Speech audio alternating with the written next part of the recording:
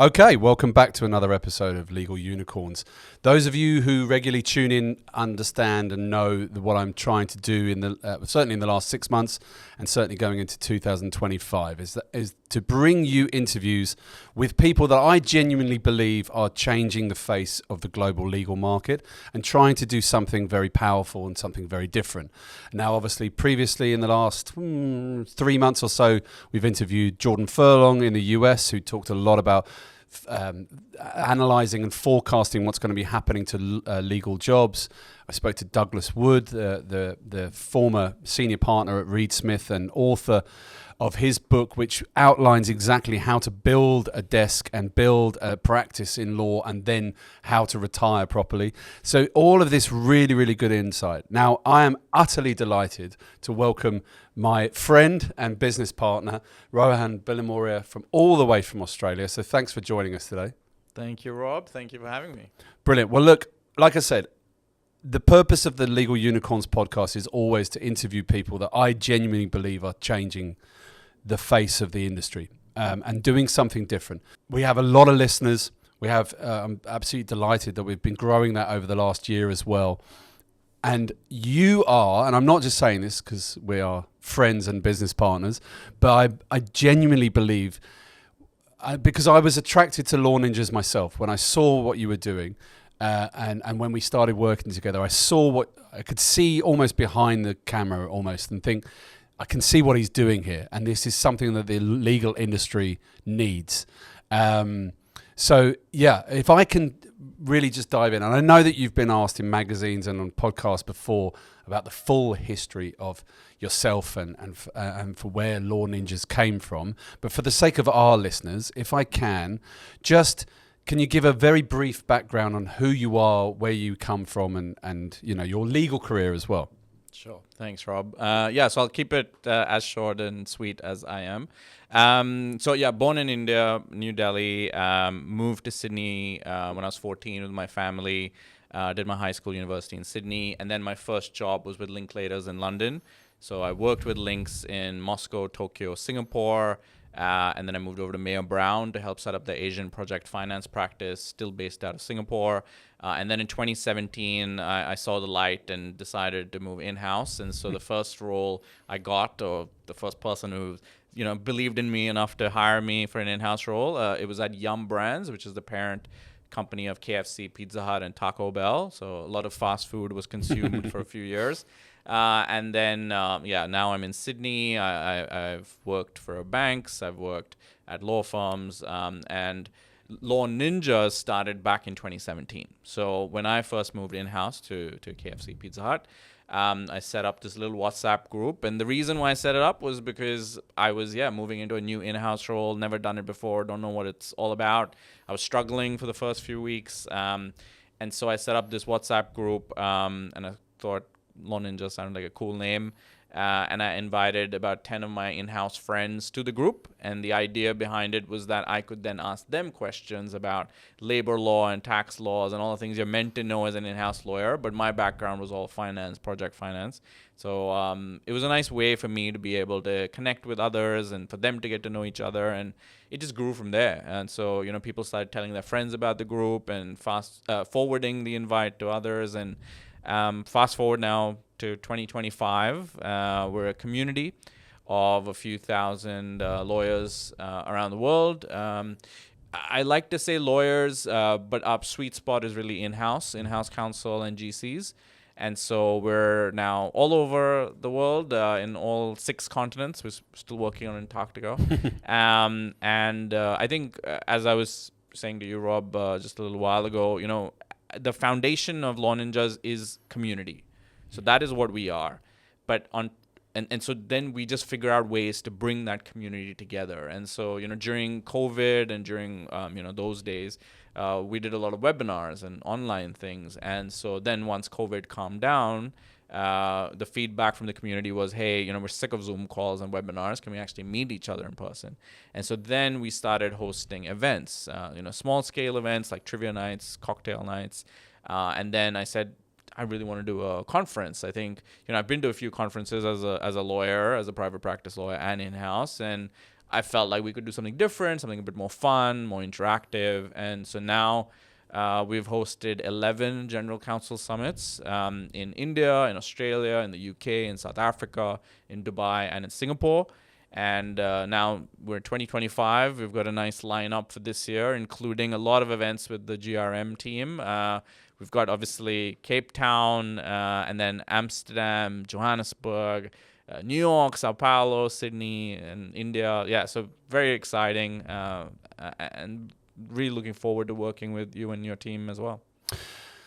There's a ton of things that I want to unpack there, because just as you're talking there, and thanks, because you're giving the audience a nice rundown of exactly where you come from. And well, first and foremost is that you made that move from practice into in-house, and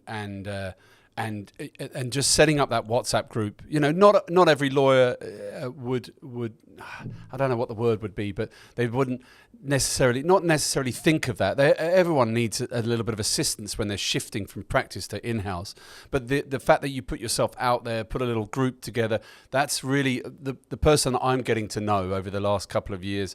That's you. That's like you're not afraid to put yourself out there, and that is also a hallmark of the community that you've been building. You know, for those who haven't joined Law Ninjas yet, they must go onto lawninjas.co, have a look, and then join up. And I'm going to say that about 15 times over the next hour or so. But I promise you, it's worth it. What I can see, I don't want to try and say too many things here, but from my perspective, so I've been connected to the legal market now for 22 years across the world, and followed many similar jurisdictions as you've been to. So, you know, we may well have been there at the same time. But sometimes there's an air of cynicism with new things or new groups or new offerings. There's often what is this? But I'm not getting that from the interactions that I've had with the Law Ninjas community, because there's a need for it. There's a need for it. And for those who might be listening that haven't been to a summit yet, now obviously you are here because we have Cape Town next week, Monday, Tuesday, 10th and 11th of February. We went even bigger and better than last year, which has been phenomenal, and it's going to be great. But for those who are listening that haven't been to one, you've got and I said this to someone the other day actually on an email. You've designed the summits in such a way that there is a distinct lack of ego. Like there really is. It's literally everybody, senior lawyers, GCs, heads of legal, CLOs, whatever their title might be, they come in and it's a place to learn. And it's a place to, and you kind of touched on it there when you said about we've all been to these conferences. And I kind of say that to people as well. We've all been to them. And we've all spent money on them. And sometimes they're just like, oh, you know. But with the Law Ninjas Summit, or the summits, it's completely different. I mean, is that the feedback you get where it's like people can feel that they can be themselves? Yeah, I think the community, the WhatsApp groups, as you mentioned, the events, the webinars. So we do a lot of online events as well. There's a few things, right? So there are three reasons why people attend an in-person event. Yeah. One is the know-how, the content, the intel, which obviously is super important. And that's why when we when we draft an agenda for a summit, a lot of conference organizers out there, what they do is, and I'm not saying all, but a lot of them, is that they take a blank piece of paper and they go to their sponsors and they say, hey, sponsor, you're a law firm, legal recruitment, legal tech. What do you want to speak about and then pay for? And then, the law firm or whoever will say, we're going to talk about Section 27 on the Corporations Act and how great it is and our expertise in it. And so then the conference organizer will say, okay, so you're willing to pay $10,000 to speak on that panel? Great. We'll add that to the agenda. And then you tell us which clients of yours you want on that panel. We'll pick our GCs who we know, have spoken at us events before. And then that's how they draft their agenda. And that's great from a sponsorship perspective because you get a lot of great sponsors, you get a lot of, revenue, and then speakers. But the challenge with that is that it's not catered to what the GCs and the in-house lawyers who are actually attending the event want to hear about and want to, get intel on. And so what we do at Law Ninjas and now GRM as well is that we take a blank piece of paper and we go to our GCs and we say, hey, ninjas around the world, what do you want to actually hear about? And so then, so for example, the Sydney Summit this year is a great example of that. All the topics you're going to see on the agenda for that event are all things that have come from the GCs themselves. Brilliant. And so if you look at the topics, they're literally things that a law firm or another legal service provider would never suggest. So things like how to be a better parent and a GC, how to manage, mental health issues, things that, it's not going to be that common on a law firm or law conference. So I think that's one key difference or key thing. So the know-how is one reason why people attend events. The second reason is the networking, the relationship building. And so you want to be able to fill a room with GCs, with in-house lawyers from all over the region, all over the world, and say, here you go. We're giving you, obviously the panels and the keynote sessions, the fireside chats, so you get all your know-how. But we also got coffee breaks. We've got a ninja activity, which is always something fun and something lighthearted, a nice icebreaker. We've got obviously lunch. We've got an after party, with drinks and live music. So it's something quite different and something very informal and casual. The other thing that we're quite insistent on with our events is the dress code is always, please do not wear a tie, do not wear a suit. It's smart casual globally. And that's something that also I think lends a bit of, people are just a bit more relaxed, and then they can open up when they're speaking. They can open up when they're chatting to somebody over a cup of coffee. So that's important. And then the third reason is obviously the free food and drinks, which we all love. So I think is always good. Which is always good as well. Yeah, actually that's one thing. At our events, GRM, Ninja, and also all the other events we do, the food menu is something we do discuss in detail. We want to make sure that it is different, that it is something exciting. I'm a foodie myself. I know Rob is a foodie as well. So we don't want to give you the usual sandwiches and salads that you might get somewhere else. So we want to do something different. It's funny you should say that, because I remember when we first got together, which would probably be, I think, October 2023 now, when we first started putting the first summit together in Cape Town, and it was new to us at that time, and obviously we were honoured to be asked to be involved, and I just remember how much you talked about the food and the coffee, and I kept going internally, is it really that big a deal? And of course, day one immediately I'm like, no, he was right. Yeah, it is a big deal. You get that right, and then it puts people in a good mood, but. The first thing you talked about there, and this can't be talked about enough, is the fact that people can say they're community led, but you really are, because it started as a community, and that is a real big differentiator. It's like people come to the summits or interact in your groups. It could be training, webinars, whatever it is, and some of the other things that I've been involved in. And for listeners' sake, I was invited to go to Dubai for your Middle East summit, and gave a keynote speech, but really came as almost like as a punter, as you'd say in the UK, and to really see and get the sense. And when it's community led, people want to be there.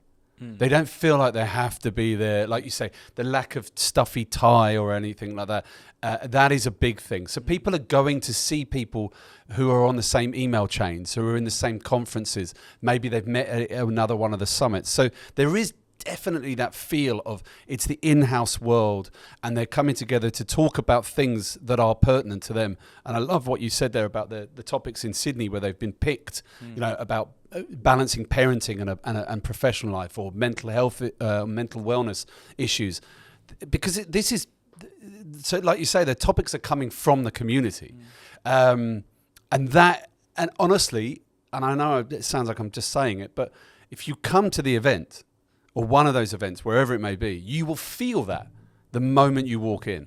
And that's one of the reasons why it was so nice for me to be in Dubai as well, because obviously the first one I went to, we were working at, and you don't get really a minute when you're working at it. But the community-led thing, so that brings me on nicely, is like, and this is such an open question, and it might be difficult to answer, but when I first came across Law Ninjas and we started discussing working together, and when I started then finding out more about the community, I couldn't put words to it, but I could feel immediately there's a need for this.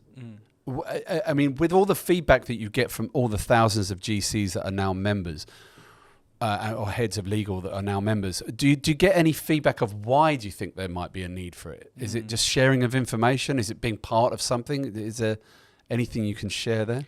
Yeah, I mean, taking a step back, right? There are lots of other legal communities out there, much larger, much more well-funded, much more official.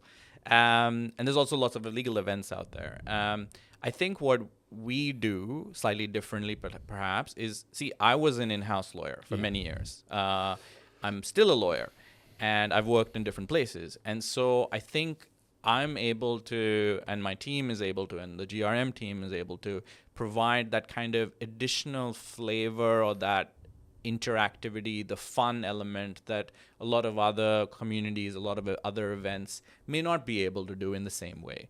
And because I'm an in-house lawyer, I understand the pain points as well. Yeah. And so one key thing that the GCs and the in-house lawyers tell me, and that I've heard through the community, through the events, is that yes, they enjoy obviously the fun and the food and the intel and everything, but it's more that they don't feel alone anymore.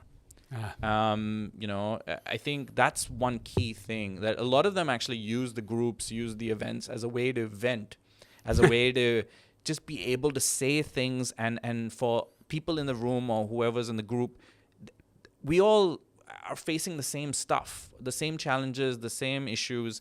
And it's really nice actually to be able to talk to somebody or talk to a group of people who know what you're talking about, firstly, and secondly, who've been through what you're talking about and who are able to add value and give you insights and say, look, I've been where you've been, and this is what I did, and this is what worked well, this is what didn't work well. Here are my suggestions, here are my recommendations. And then you take out of that whatever you want to take out of it. Like, for example, the WhatsApp groups, I didn't really know what they were going to be like when it started in 2017. But now on a daily basis in most of the regional groups around the world, like, we have people asking questions. So they'll say, hey, I'm going through this legal issue right now on data privacy. Has anyone done something like this before? What do you think? And then you'll get 10, 15 responses from leading GCs around the world who've been where you've been. So that's, I guess, helpful. Because you can't always just pick up a phone and call your law firm partner, right? Because they charge every 6 minutes. And so it's nice to have that peer group and that support group, if you can call it that. Also, they ask for recommendations like, hey, I'm about to hire this law firm. What do you think? Has anyone worked with them? And then, people will be pretty open with what they think, and they won't hold back. Or if they don't want to say it in the group, they'll DM the person and say, hey, that person's not that good, or stay away from them, or yes, they're very good. So the recommendations, and then a lot of people are looking for candidates. So a lot of jobs kind of get sort of informally advertised in the groups, or they'll message me and they'll say, hey, Rohan, I'm looking for a candidate, or I'm looking for my next job. Have you heard anything? And I take that as a compliment whenever that happens, because that shows that not only do they trust the community and they trust us at Law Ninjas with their future and their team and their career, but also the fact that we at Law Ninjas, and me particularly, I get to hear about jobs, I get to hear about opportunities, I get to hear about candidates before sometimes the market does, or before anyone else does. And so we've helped people a lot over the last 7-8 years, and that's been really special for me. Yeah, I mean, the word you use there is the right word to use, which is trust. I mean, I've said this to you, obviously outside of these four walls before, is that's something that comes shining through, but which is fantastic, because you're genuine, you're authentic. Like you said there, you've been a lawyer, you've been in their shoes, you started it for the authentic reasons that it's still going, which is like that community where people can feel free to ask questions. There's no, like a line we use in GRM all the time. There's no stupid questions. There's no stupid. You ask whatever you want, and it sounds like that's the same thing. And having that. And anybody who's listening to this that is an in-house counsel or GC will understand it can be very lonely. I mean, we deal with a lot of African nations when it comes to recruitment, obviously, and most of them in-house counsellors are on their own. You know, but having a community like that where you can go in, does anybody know this? Does anybody ask this? It's, you know, it's got to be better than ChatGPT. It's coming from your professionals. So, okay, so that's how it was all born. That's the. I mean, obviously, I know for a fact that you're showing massive growth. People are joining all the time. Now, in terms of, well, obviously, I'm going to let you explain what it is. But you've from the beginnings of the Acorn that was the WhatsApp group, it's now developed into more of into a club. Can you share a little bit how that's structured and what's happening there? Because you've just launched it, obviously. Yeah, no. So I guess if you want to visualize it, and it's something we're continuously working on, is at being able to add value to the community and bring the community together. So those are the two key focuses we have. And when I say we at Law Ninjas, we obviously have the community, but also my team. We've got Denise, who's based in India, and she looks after strategy. We've got Fatima, who's based in the Philippines, and she looks after, business development, events. And then we've just hired Paula, who's also in the Philippines, and she's going to help us with all the stuff that we don't like doing, so all the admin and bookkeeping. And we're also going to get involved with the events and everything else we're doing. And so we've got 3 verticals essentially now. So we've got Ninja events. So those are all the events that we talked about, the summits, the webinars, etc. We've got now Ninja Club. So Ninja Club is essentially the global membership program that's designed exclusively for in-house lawyers. And so as part of that, we're obviously going to offer, benefits and discounts and things to the events. And we've also got a lot of Ninja roundtables that have been planned for the year, which are all online sessions designed by the GCs with topics that the GCs actually want to hear about. And all the speakers are GCs who are ninjas. And so it's kind of become like a sort of a more premium level of the ninja community, if I can call it that. And we've got 3 different tiers. So we've got in pure ninjutsu language, we've got the different belts. So you've got the white belt or Ninja White, which is designed for, just an entry level membership program where you get certain benefits. Then you've got Ninja Blue, which is a bit more. You've got a lot more benefits in terms of what you get access to and what you get as part of that. And then Ninja Black is the most premium tier. It's just like an Amex Black card, which I can't get in my current state. But Ninja Black is the most premium, the black belt, if I can call it that. And it's an invitation-only tier, and you need to apply and you need to be approved. So not everyone can be a part of that. And so that basically is an all-access pass. You get everything as part of that. So that's been really exciting. So that's Ninja Club. And you're going to hear a lot more about that as we keep launching it. But we launched it on the 17th of December. So it's been launched, like under 2 months. We've got 103 Ninja Black members. We've got 20 plus Ninja Blues and about 20 plus Ninja Whites. So it's funny. I actually thought that the more affordable tiers, the white and the blue, would be the more popular ones, because I thought that makes sense. Yeah. And so if you look at our Ninja Club sort of guide or brochure, there's a page which has the usual tiers you see with the like a Netflix account, right? You got the basic, premium, standard, or whatever. And so it's usually it's like the cheapest one, then the next, and then the most expensive on the right. And so my brother, Karan, he's in sales, so he's in software sales. And so when he saw that, he said, look, my only piece of feedback is, firstly, you should be very clear on what the price is, what the annual price is, etc. But the big thing I would say is put your black first. So go Ninja Black is this, and then Ninja Blue, and then Ninja White, because people read from left to right, in most places. And I was like, oh, okay, that's interesting. So I did that. And that's why I think Ninja Black's been the more popular one as well. Sales tip. There we go. There you go. So because sometimes they will put it in the middle and have it popping out. Exactly. So obviously there's different ways to do things. And but I do like the tiered system. I remember when you were telling me about it last year and before you launched, and I remember thinking that's really sensible, because it gives, and you would think that the bottom tier would be the more popular, because people would enter it and then see what they get and then see if they want to expand. However, maybe that's the case with people who aren't currently ninjas.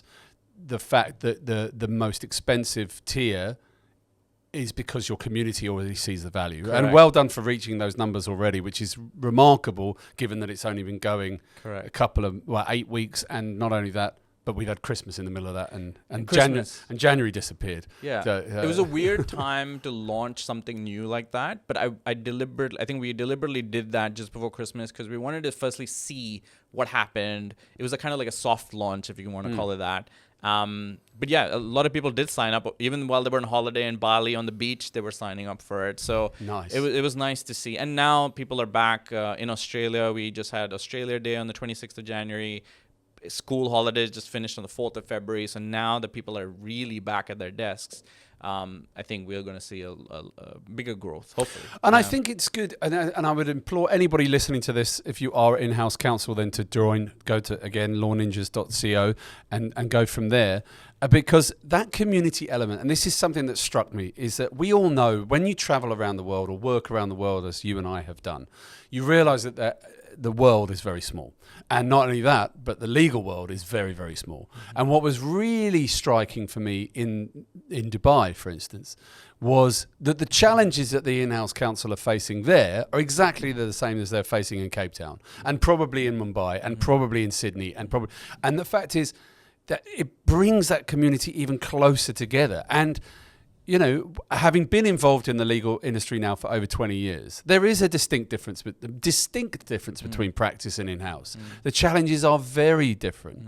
And, you know, not that we'll get into it now. We've got Monday and Tuesday to get into this with some in-house counsel. But one of the things I touched on in my keynote speech was the growing importance of the in-house role. The fact that the pressure is becoming more and more higher and higher. There's more expected of you. You know, there's more. We're moving into a world now which we don't understand, right? If there's a business person out there that wants to claim to understand exactly where AI and quantum computing is heading, then they're lying. Like we don't know where it, but the regulation around that, data privacy, cybersecurity, is going to fall on the heads of those who may be sitting in an office on their own. So actually having that community and someone popping up from, I don't know, Sao Paulo, for instance, and going, I've had the same issue. This is how we dealt with it.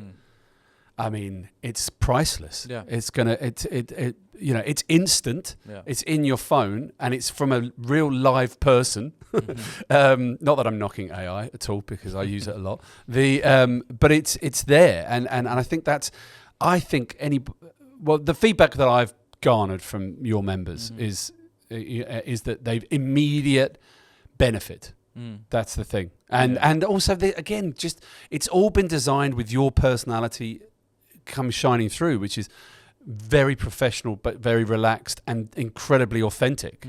You know, like that's how you are. That you genuinely want to do this for the betterment of the community. And I think, just on that note, that's something the feedback we got from sponsors last year was that it was a genuine event. It wasn't a money grab.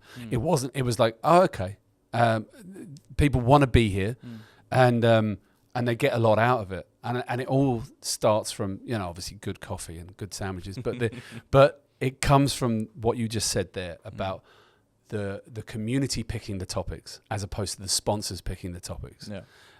So a lot of legal service providers and sponsors, when we speak to them about, you know, coming on board or partnering with us, because I guess they've partnered with other communities and other conferences in the world out there who do things a certain way, we do things slightly differently. And so there's always a challenge there where we have to, I guess, show them obviously the value that we're able to add, but also say, look, we are trying to do something different here, and we are doing something different. And the GCs and the in-house lawyers, who are the people who are going to be the majority of people in the room on the day of the summit, they're the ones who want to hear these topics. They're the ones. So if you want to be in a room with the leading GCs in the world, then you should attend our event. If you don't see GCs or in-house lawyers as your target clients, then this event's not for you. Like, I don't want to like sell you something which you're not going to, because I feel like I want, from a delegate, so from a GC in-house counsel perspective, I want them to get the most out of an event, whether you call it ROI or whatever. I want them to get the best out of it, and I want them to have fun doing it. So I've always said to people, I'm like, look, our summits are not held at 5-star luxury Burj Al Arab hotels. They're always usually in a odd warehouse or workshop or something different, because that's what I want. I don't want that formal conference stuffy sandwich, We've all been to those musty hotel carpet ones, kind of event. And so we're trying to do something different. And so a lot of legal service providers like what we do, law ninjas. A lot of them don't like what we do because, as you said in the WhatsApp groups, a lot of recommendations and things fly around. And so some law firms and some legal service providers get a lot of work from the law ninjas community because somebody comes up and says, hey, do you know a good data privacy lawyer? And if somebody or 2-3 people say, yeah, I know John and he's really good, or I know Jill and she's really good, that lawyer at that law firm gets a lot of work from that one sentence in there. Because it's authentic and genuine. It's authentic, and there's nobody's got any vested interest, nothing. It also works the other way. So if somebody says, do you know a good lawyer? And they definitely do not work with that person, then it doesn't work very well for that person. But look, it's great. It's like a Yelp for lawyers, really, sometimes. But it's not just that. It's all the other things we talked about. Yeah, and you're evolving and you're changing and you're adding more value all the time. And we'll get on to the future in a second. But I think as well, look, I mean, one of the things I really like as your sort of co-host and co-organizer of some of the events is that, first of all, it is not a money grab. We don't go out there and try and get 400 sponsors. I mean, it would be ridiculous because we've all been to those events as well, where you don't get anybody's face time because everybody's trying to sell to each other or sell to the audience. And then your delegates, your members, your community will go, I don't want to go to the next one. It was too much. It's got to be. So we really do limit the number of sponsors that come in and really, when we talk to sponsors, I mean, wonderful support this year.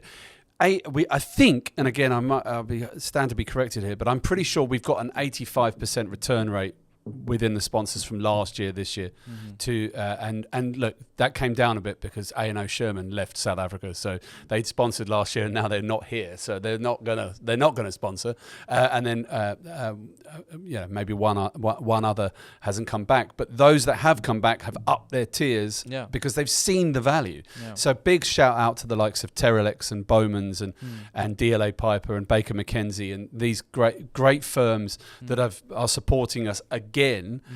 But they wouldn't if they didn't see the value. Because don't forget as well, and those who are listening to this at some other time of year, this is February. This week in Cape Town is Cape Town's busiest week. We've just had the Mining Indaba, which is massive, global event. Everyone flies in for the African Mining Indaba. And I know lawyers get a lot of value out of that, but practice lawyers.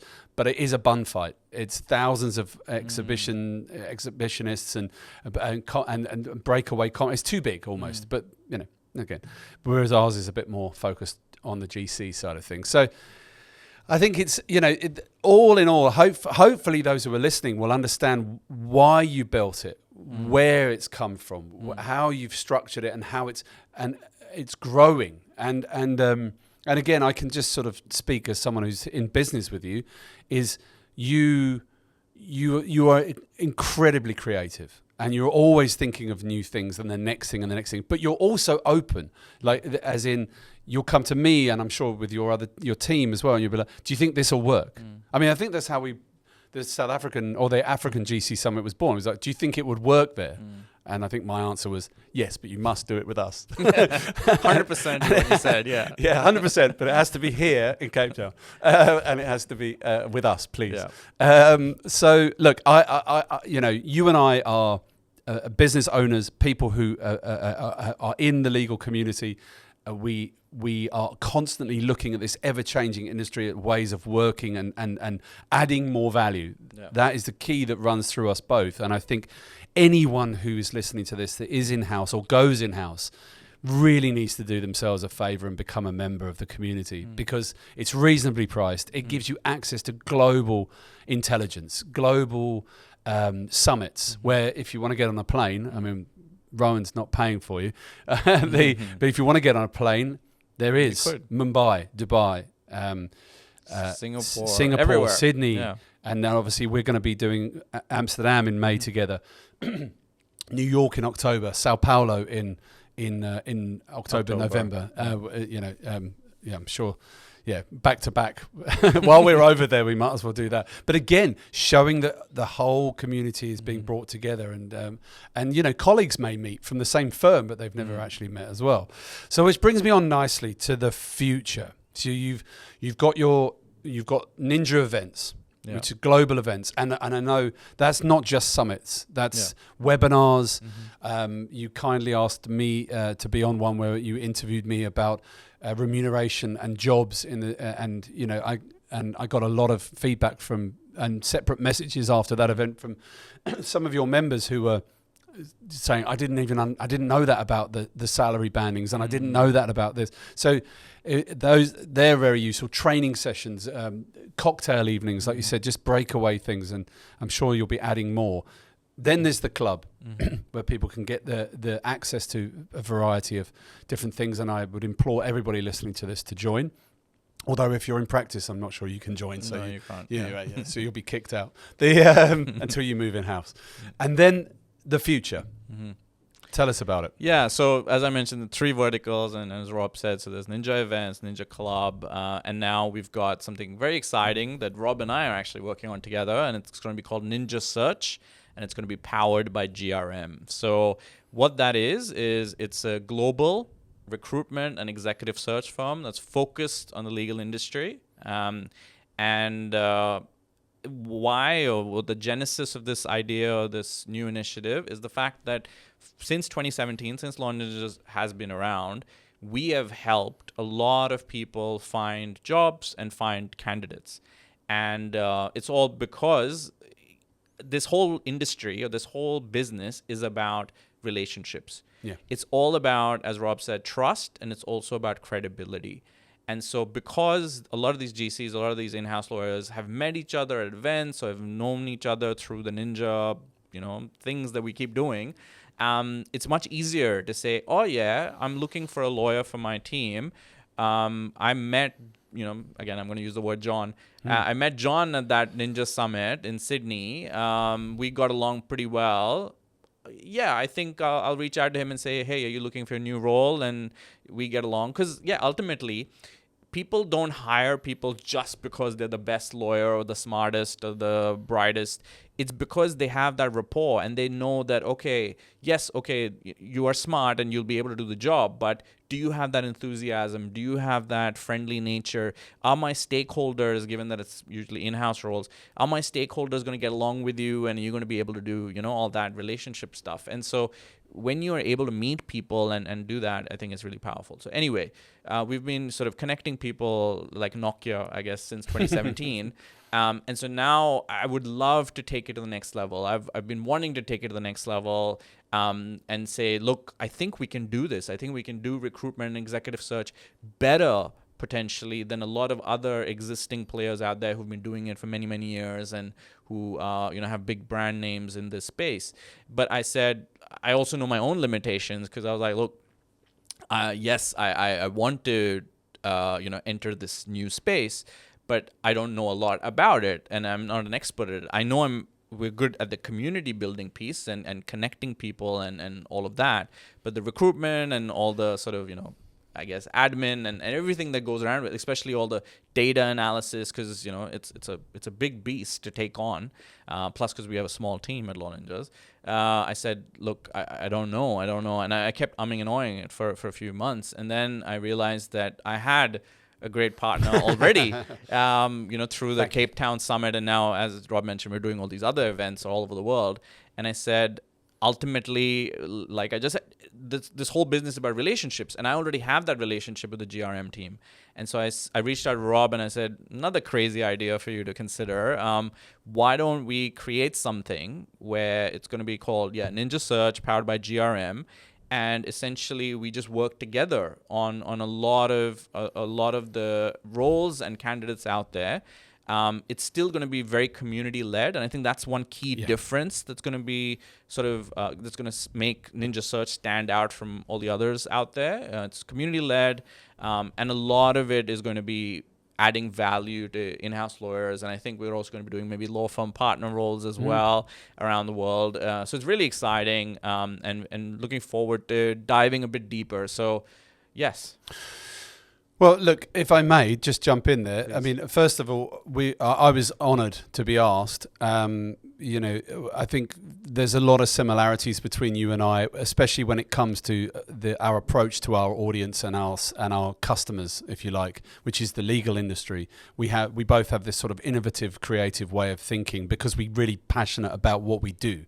You know, you and I share that without even talking about it. You can see it straight away. It's like we're doing it for the betterment of the community that we're serving all the time, trying to think about innovative ways. And right now, the legal community is globally in a space of change, and everybody knows that. So when you approached me with this, first of all, I was honored, and secondly, you approached it in again, and this has to come through to your community, to your members, to anyone listening, is that you don't jump into things just on a whim.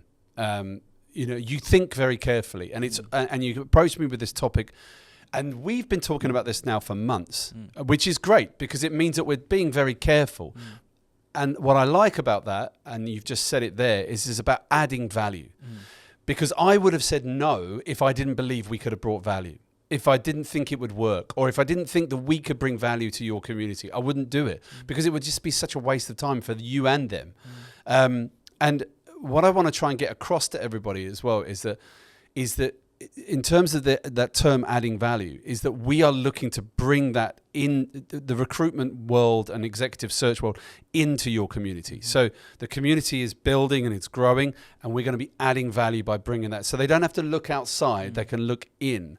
Real live jobs. I've just surprised Rohan with some feedback. Tell everyone. Yeah. So if you can Google this, you can put it on ChatGPT or Perplexity or whatever it is you use. Just Google how many job adverts are out there in the internet that are real, and it would be a very low percentage. It'd be around about 33% are real job adverts. And there's a variety of reasons why they're fake adverts, and this is across all industries, not just law. Many firms use it as a way of marketing. Many firms use it as a way, because it looks good if you're growing. Many firms use it as a way of building up a database so that they don't have to use a recruiter in the future. Many firms are genuinely recruiting, but they're not really. They're just umming and ahhing, but they might have targets to hit. If it's a recruiter or if it's an in-house recruiter, they may be targeted on how many job adverts they put out there.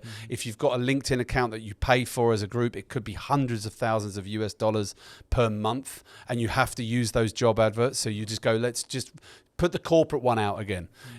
There's a whole variety of reasons. I've had many people come to me and say that they got caught, like almost like catfishing, like people who've been asking people out on a date, people who are trying to sell training courses but all under the guise of it being a job. There are a whole heap of reasons. One of them, and this is particularly big in the private equity and venture capital space, is you're targeted on certain levels of growth to meet because of your investors. So you've got to get out there and hire, but actually you don't want to hire because you haven't got any money. So there's a whole variety of reasons. And what we always do at GRM is on the very rare occasion that we advertise a job, it will always say it's a real live mandate. And so the hardest thing for general counsel, first of all, there's not many general counsel jobs out there. There's more at the slightly below that level, and then lower down you go. But these people are busy. Your community members are busy, and they need to know what's out there. The other thing that I've been involved in, so as I will always say, and I'm sure you've heard me say millions of times, I've done this wonderful career of mine in executive search for lawyers in 60 cities, sorry.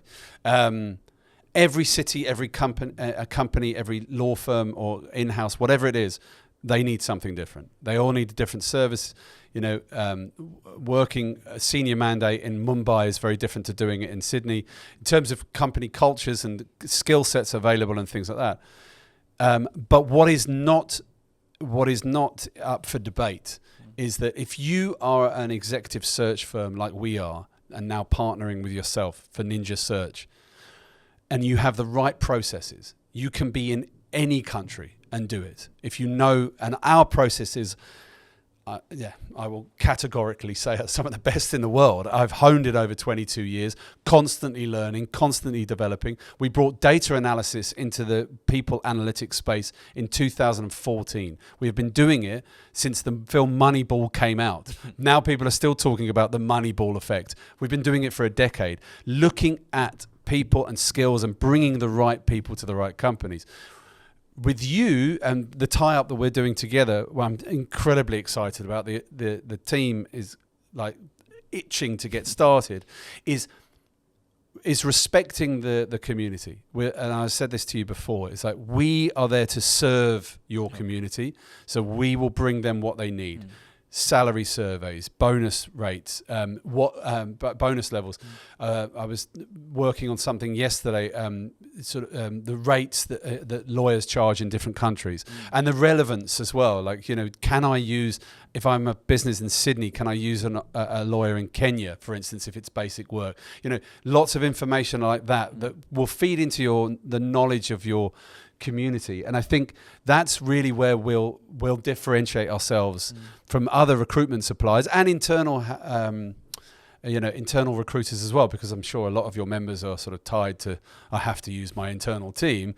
And it's like, well, how do we differentiate? How do we be better? You're not only do they have access to your community of members, but they'll have access to information that others don't have, and they'll have access to jobs that others don't have. So I'm very excited, because I think we'll be bringing exclusive mandates into the community that you will not find advertised outside, that no one will ever hear of. You'll find skill sets of members and other community members that you can hire. They might not even be looking. This is it. I mean, the passive job seeker. The community is obviously full of people who might look but aren't active on LinkedIn, aren't active on other job boards. So I'm, in true ninja fashion, you're bringing something again to the global legal community that they don't have. And on the final the final point on that I was going to say as well is, having done this in so many countries, I've lived on 4 continents, I've worked in 60 cities. One thing that is, I'm always being asked by lawyers is, can I go there? Yeah. Can I go there? And, and we have the answers, and we can bring that to your community, because there might be members of your community in, let's say, Belgium, for instance. I don't know if you've got any Belgian members, but shout out to them if they are. And they might want to move to Sao Paulo. Yeah. They might see that we're doing a summit there jointly, but what's the chances of moving there?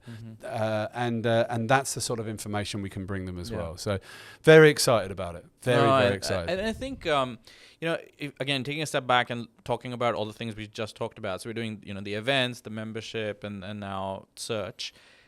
Events and the membership and the WhatsApp groups and all, the reason why I guess they've been sort of well received on the whole is the fact that we're solving a problem that exists. So, the events out there in the legal industry, some of them are fantastic and some of them not so much. And so we're trying to do something different, disrupt that market, if I can use that word. Similarly with the membership program, we're trying to do something that a lot of other communities and other membership programs can't do or aren't doing. And so recruitment as well, Rob and his team, that's what they do. That's their bread and butter. That's what they've been doing for 20 plus years around the world. I'm not a recruiter, but I am a lawyer, and I have been on the other side of that recruitment conversation, or that, whether I've been hiring somebody or been a part of hiring somebody, or when I've been looking for a role, which has happened a lot, right, in the past, and I've been through some pretty average recruitment processes in the past, and I know we all have, and so we love hearing horror stories. And so I was so on the flight from Sydney to Cape Town, very long journey by the way, but very worth it. I watched a lot of episodes of Shark Tank because I love watching those kinds of shows. And they said that how can you make a better mousetrap? Like, how can you do something that's been done for many, many years, but in a better way, in a more useful way, in a way that actually is solving a problem that people have? And I think recruitment, and I don't know if you would agree with this, but at least from in-house lawyers' perspective, the recruitment industry is broken. Yeah. As you mentioned with the fake ads thing, which still blows my mind. I'm gonna have to Google that after this just to make Please sure. do. My numbers are. Yeah. But that's terrible that's happening. I think the industry is broken, and a lot of GCs out there are frustrated when they are looking for a candidate that. Why is it so expensive? Why is it take so long? Why are these candidates that I keep getting CVs of from LinkedIn and recruiters and others, why are they so like average or what? There's something wrong here. Yeah. It shouldn't be this difficult. It shouldn't be this painful a process. And especially for candidates as well. Like I've been ghosted by recruiters. I've been, people have met me or like emailed me, and then I've, given them whatever, I'm looking for as a role, and then I never hear from them again. I'm being added to some database that they have. Yeah, you'll get their emails. Because my email address clearly is very valuable to them, but I never hear back. And we've all been through so many rejections. We've all been through the ghosting process. It's terrible. It shouldn't happen. And so that's one thing that at Law Ninjas as a community, as I mentioned, we hear a lot about roles before they're even public to the market, because the GCs trust us at Law Ninjas. They know that we hear about things before others do. So we hear about jobs, we hear about candidates looking as well.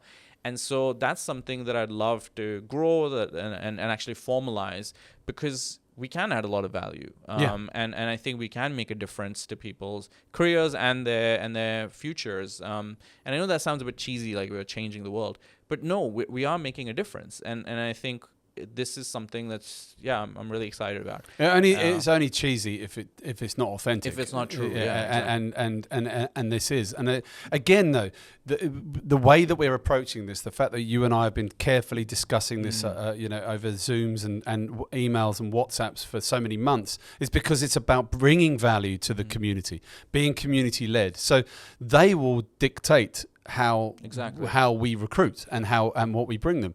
And within your community there's also that there's an element of there's still an element of anonymization is probably the word I'm looking for. There's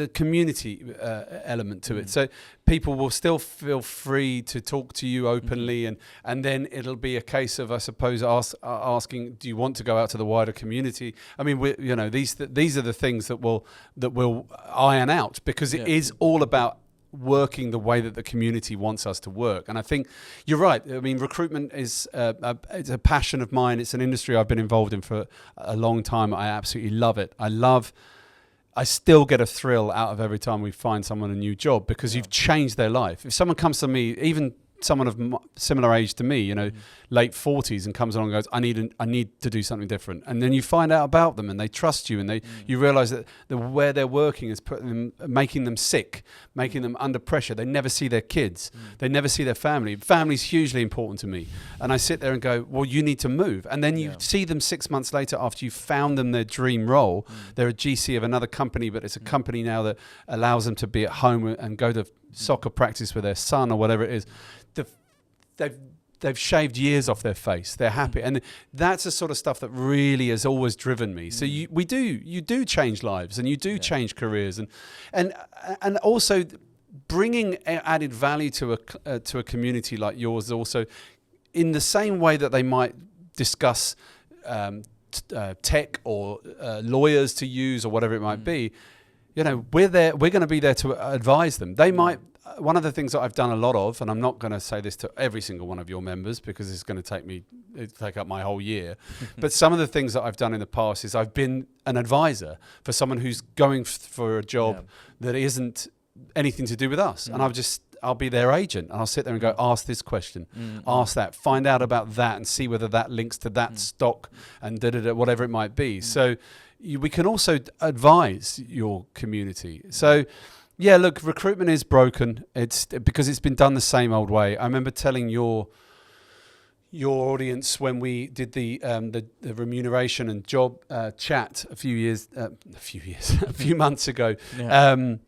There was a misunderstanding of how many recruitment agencies are paid.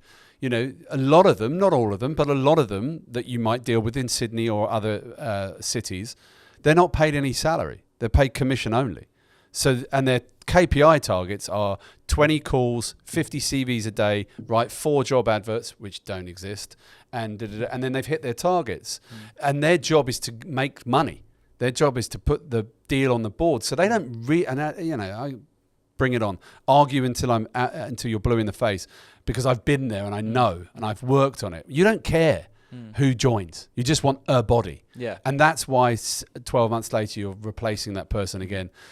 And look, we've got research out there, and I'm sure I've shown it to you, but if I haven't, I'll send it to you after this, which, you know, the research, even by the Gallup research company, which is one of the biggest in the world, showed that in the US alone last year, there was $7 trillion was wasted. Trillion.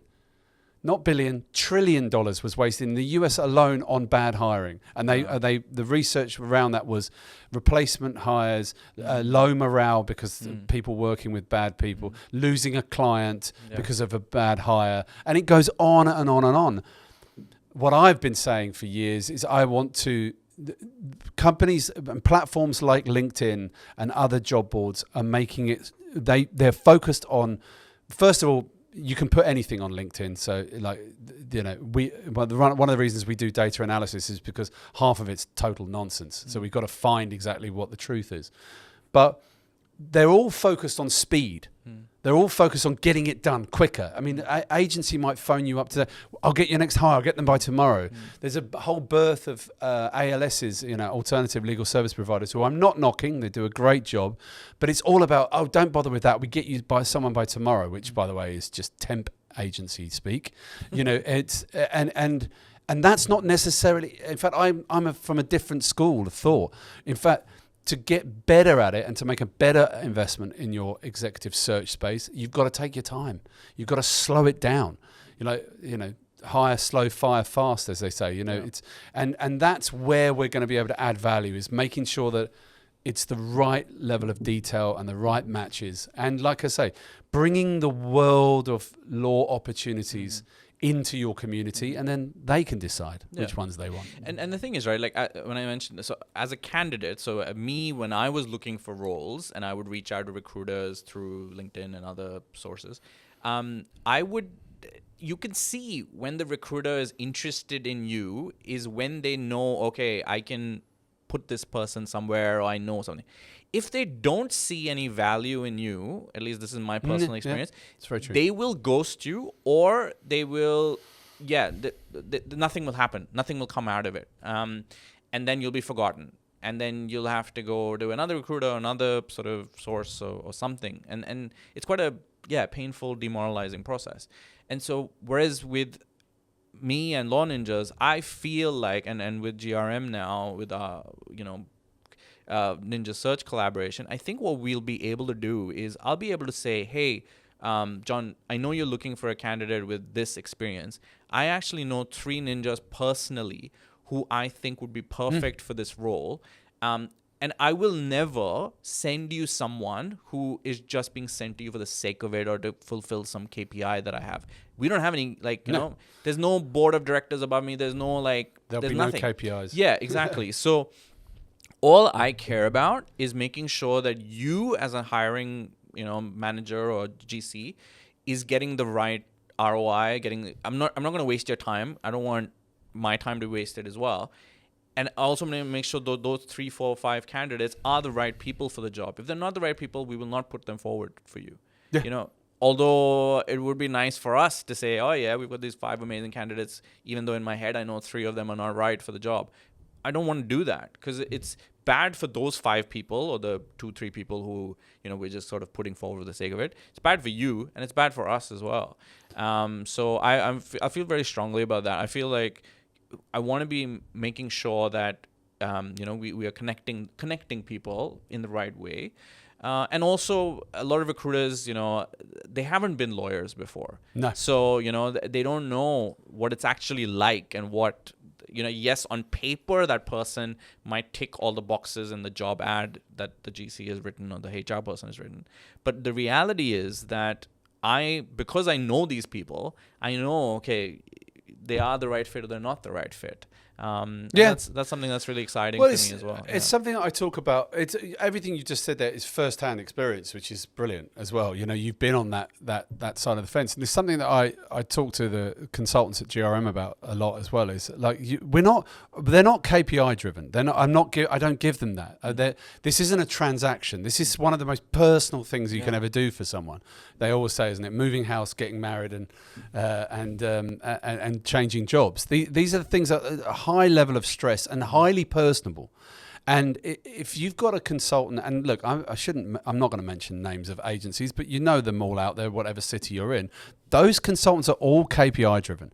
They have to send 5 of those to that one. They have to do this.